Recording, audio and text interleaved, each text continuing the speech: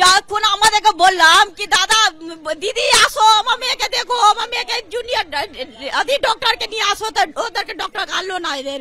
আপনি দেখুন আপনার যদি মেয়ে যদি ওই রকম হয় আপনি কি করবেন তখন আপনি মেয়েকে কি করবেন? আমাকে উত্তর দিন দাদা, কি করবেন আপনি? আপা কবেন তো বলবেন তো ডক্টরকে আমার বাচ্চাকে দেখো। তো এ কি আমার ভুল না? এ আমার ভুল?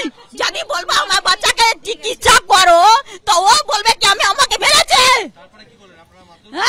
না মারধর করিনি, বাচ্চাকে বললাম আমার বাচ্চাকে ছাড়ো, আমি অন্য হসপিটালে নিয়ে যাব। এই হসপিটাল নেবার জন্য নিয়ে দিল না। এইখানটা যে পুলিশগুলো ছিল ওদেরও ছিল, সব এইখানটা ছাড়তে দিল না, আমার বাচ্চাকে শেষ করে দিল। মৃতার পরিবার বলছে যে কার্যত চিকিৎসা না পেয়ে মেয়ের মৃত্যু হয়েছে, এরকমই দাবি করছেন মৃত রঞ্জনা সাউয়ের মা।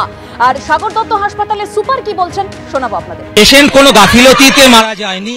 পেশেন্ট যখনই ভর্তি হয়েছে আমাদের হাসপাতালের ডাক্তারবাবু এবং নার্সিং স্টাফ তারা সঙ্গে সঙ্গে সেই পেশেন্টকে তাদের যথাযোগ্য চিকিৎসা দিয়েছে। কিন্তু আপনাদেরকে একটা বুঝতে হবে, একটা পেশেন্ট, যে পেশেন্টটি 5 দিন ধরে তার বিভিন্ন অসুখ নিয়ে মৃতপ্রায় অবস্থায় আমাদের হাসপাতালে এসে ভর্তি হয়েছিল, সেই অবস্থায় তাদেরকে যথাসম্ভব চিকিৎসা দেওয়ার বন্দোবস্ত আমাদের নার্সিং স্টাফ এবং ডাক্তারবাবুরা যারা ছিলেন সেই মুহূর্তে তারা দিয়েছেন।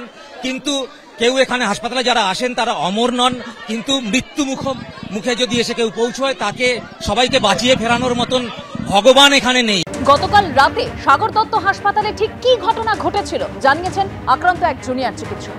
প্রত্যেককে ফিজিক্যালি ধাক্কা দেওয়া হয়েছে। আমার কলিগ তাকে তো লিটারেলি একদম পুরো গলা দিয়ে ধাক্কা মেরে দেওয়া হয়েছে, সেও যখন আসে হেল্পের জন্য।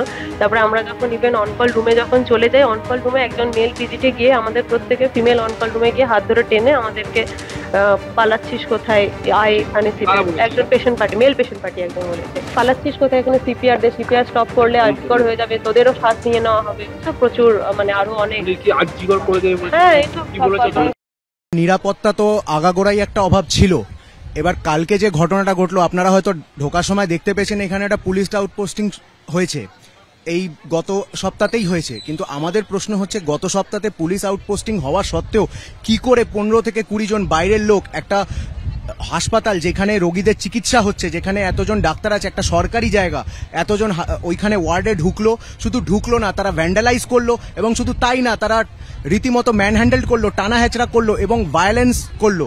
এবং এই যে আজকে এত কিছু, ওয়ার্ডের মধ্যে চিকিৎসকদের নিরাপত্তা নেই না, নেই তো, সেটা তো একদম পরিষ্কার নেই। আমরা এতদিন ধরে যে আন্দোলন করছি, আরজি করে যে ঘটনাটা 9 তারিখে ঘটেছিল সেটাও তো এই নিরাপত্তারই একটা বিশেষ গাফিলতির জন্য হয়েছে।